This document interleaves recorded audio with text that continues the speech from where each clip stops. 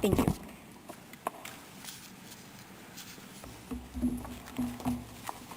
Ms. Hawley? Mr. Chief Justice, and may it please the court. FDA approved abortion by mail based on data it admitted was, quote, not adequate. That violates the APA.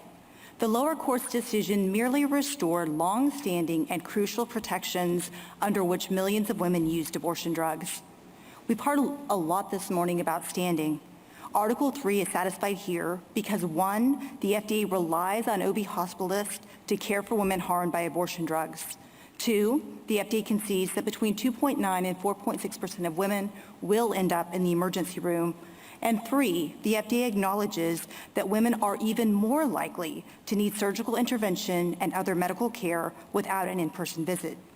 According to Guttmacher, nearly 650,000 women take Mifepristone every single year. It's no surprise that respondents have experienced an increase in emergency room visits and indeed treated women suffering from abortion drug harms dozens of times. Women have suffered tens of thousands of times. That respondent doctors will be forced to manage abortion drug harm is not a bug in FDA's system, but part of its very design.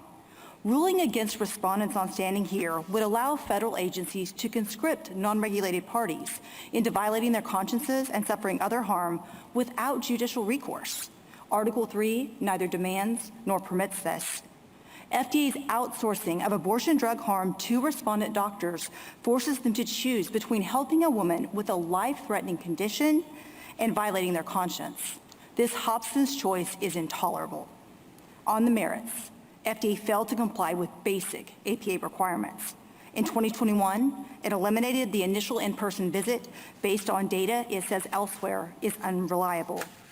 And in 2016, it failed to consider or explain the cumulative effects of its wholesale removal of safeguards.